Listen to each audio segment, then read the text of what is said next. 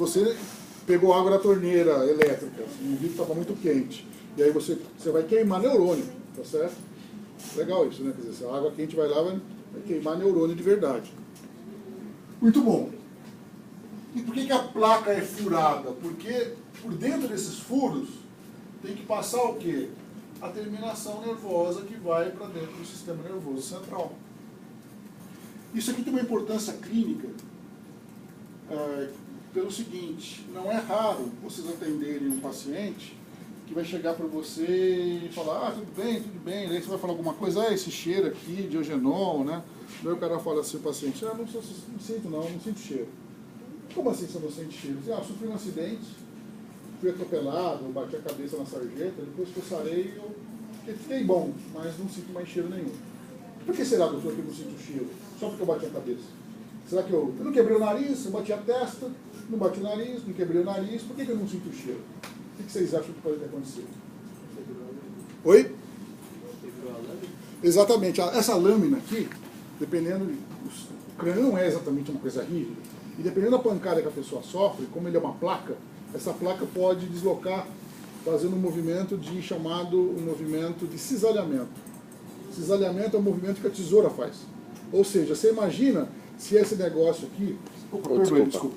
Imagina que essa placa aqui se deslocar, e digamos, ela faz um movimento assim, ó, como se fosse... Né? Se ela fizer isso, o que ela faz com essas terminais aqui? Ela decepa. E se decepar todos ou a maioria dessas projeções, a pessoa vai ter uma coisa chamada de anosmia, ou seja, uma perda completa da sensibilidade olfativa. Tá certo? Claro, não é a única razão para a pessoa ter uma deficiência olfativa. Existe uma tendência com a idade. E é uma coisa, né? Uma coisa legal. Esses neurônios aqui, eles têm uma meia-vida. Esses neurônios aqui duram algumas semanas ou meses e eles são substituídos. Isso é legal. E tem essa coisa de que neurônio morreu, acabou. Não é verdade. Tanto é que na olfação, na gustação, você tem um turnover de neurônios, de fibras. Só que aqui, quando o neurônio é reposto, ele encontra o caminho na boa ali, porque tem todo o processo natural de ele encontrar aquele caminho na sua reposição. Mas se você tem uma fratura de um cisalhamento, não necessariamente esse caminho vai estar pérvido. E aí, mesmo que o neurônio se regenere, ele não vai encontrar o caminho que precisaria fazer para chegar no bulbo olfatório. E aí a pessoa vai ter essa perda definitiva de olfação. E para onde vai isso daqui? Olha só que legal. Outra coisa única da olfação é que essa informação aqui vai direto para dentro do sistema nervoso central. Não sei se vocês repararam, mas em cima desse teto aqui, o teto da cavidade nasal é o assoalho do nosso lobo frontal. E logo embaixo ali tem o bulbo olfatório, que recebe as projeções desses neurônios, ou seja, a sensibilidade olfativa está a um neurônio apenas da sensibilidade do sistema nervoso central. Ou seja, entre o estímulo olfativo, sensorial, portanto, e o sistema nervoso central só existe um neurônio. Não existe nada, não existe via mais curta do que essa em nenhuma outra. Se você pegar a retina, por exemplo, você tem o cone ou o bastonete, daí você tem a célula bipolar, daí você tem a célula ganglionar, no meio você pode ter circuitos com célula máquina na célula horizontal, para chegar no nervo óptico, para ir para o tálamo, que é o sistema nervoso central, para daí chegar no córtex cerebral. Aqui você está um neurônio do bulbo olfatório, que é a primeira região do cérebro que recebe informação olfativa. Como é que se dá a transdução da sensibilidade olfativa? Primeira coisa é que quando você sente um cheiro, essa substância odorífera, que é o nome que a gente dá para isso, a substância odorífera é aquela que é volátil, que está no ar, que você respira, e que vai acabar entrando nas fossas nasais, e cuja molécula vai se dissolver no muco. Toda a mucosa nasal tem um muco, né? Daí o nome mucosa. E se dissolvendo no muco, vai poder chegar aqui nos cílios, que é a parte receptora. Se a gente ampliar o cílio, pegar um cíliozinho aqui e ampliar, a gente vê que o cílio, ele tem, na verdade, canais da membrana, e ele vai gerar uma hipopolarização aqui, muito parecida com o que a gente viu na gustação, usando uma via de segundo mensageiro. Então a substância odorífera, ela se junta, ela se, vamos dizer, se agrega, ela se numa sala receptora e dá origem a uma via de segundos mensageiros que podem envolver um hipercíclico, abertura de canal de sódio, de cálcio. Essa hipopolarização pode chegar aqui na terminação nervosa inicial, aqui no segmento inicial, e produzir um potencial de ação que vai caminhar para dentro do bulbo olfatório. Só que aqui tem uma questão um pouquinho diferente da gustação. Enquanto na gustação acredita-se que a gente tenha 5 gostos fundamentais, na olfação isso é um pouquinho mais complicado, não são 5, mas também não são milhões, tá certo?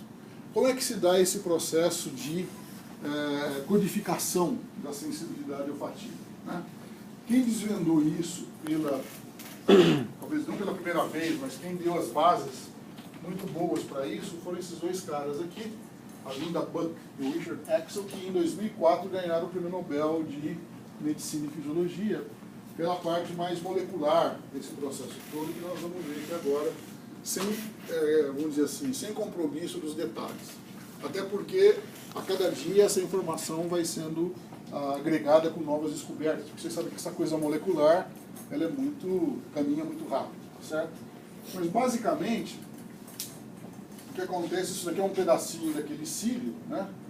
Não vamos entrar em detalhes aqui em tudo o que acontece, mas basicamente uma substância odorífera se liga a um receptor, depois de se dissolver aqui no muco, ligando no receptor, deflagra toda uma sequência de segundos mensageiros, né, de uma sinalização intracelular, e que leva a abertura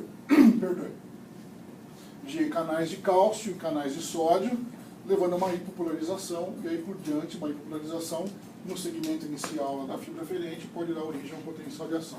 Eu não vou exigir de vocês, obviamente, mesmo quem tiver essa figurinha, que fique decorando ou sabendo o que é. Quem quiser saber o que é cada uma dessas coisas, boa sorte, certo? E dou o maior apoio. Mas eu não vou cobrar isso aqui de vocês por 2 razões. Não é tão relevante para a gente, né, esse curso, e é uma coisa que tem constante mutação, então também não adianta olhar para isso agora, se isso daí, né, os detalhes são mutáveis numa velocidade razoável. O que é importante saber dessa figura é que a substância odorífera, ela se encaixa no receptor e que existem vários tipos de receptores, como nós vamos ver agora, e sempre vai dar origem a uma cascata, uma via de sinalização intracelular. Portanto, é sempre mediado por segundos mensageiros. Certo? Como é que é, então, feita a codificação dos cheiros?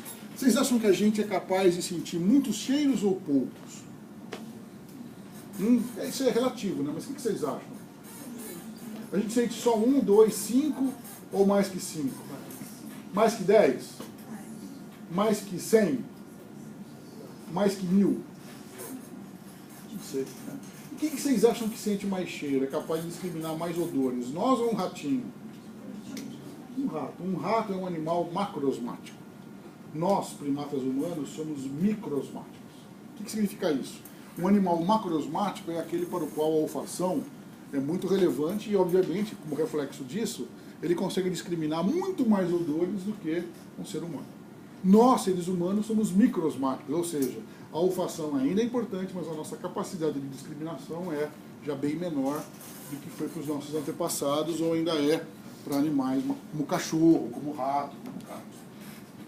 Como é que dá, portanto, então, o processo de discriminação? Primeira coisa, a substância odorífera se liga aqui nos receptores dos cílios, que são os receptores sensoriais. Produzem uma hipopolarização, chamada de potencial receptor ou potencial gerador. Isso aqui, na fibra aferente, dá origem a potenciais de ação e que vão para dentro do sistema nervoso central. Mas como que a gente pode saber se esse cheiro, sei lá, é hortelã, ou é almíscar, ou é café, tá certo? Como que a gente pode, de certa maneira, discriminar esses odores e ter consciência deles? A brincadeira é a seguinte, tá certo? Isso aqui agora é uma informação legal, porque nos mostra, inclusive, uma forma de construir a percepção que é muito geral do sistema nervoso. Não é só na olfação que acontece de maneira semelhante em outras modalidades sensoriais. E a segunda razão para a gente saber por que isso acontece é porque cai na prova, certo? Quando um neurônio ele atravessa a placa cribosa e chega no bulbo olfatório, ele faz sinapse com os terminais de um outro neurônio que recebe vários neurônios, na verdade. E essa região aqui é chamada de glomérulo. É chamada de glomérulo porque parece um novelo, como é o glomérulo renal que vocês já viram em algum momento. Aqui já é o primeiro lugar que já tem um certo processamento da informação sensorial. Mas o que é legal? Vamos entender como é que funciona essa brincadeira dos receptores. Na verdade, cada neurôniozinho, é como se cada neurônio aqui, ele é relativamente específico para um determinado odor. Então você tem um neurônio, e como é que ele pode ser específico para um determinado odor? Porque ele expressa uma proteína de membrana, que é isso aqui, ó.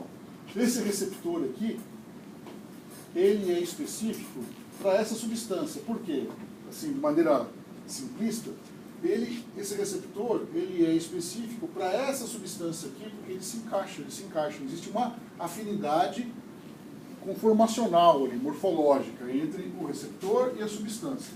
Claro que existem diferentes substâncias, assim, simbolizando por simbolozinhos geométricos. Você pode imaginar que substâncias odoríferas podem ser losangos, quadrados, triângulos, esferas, elipses. Vamos pensar assim.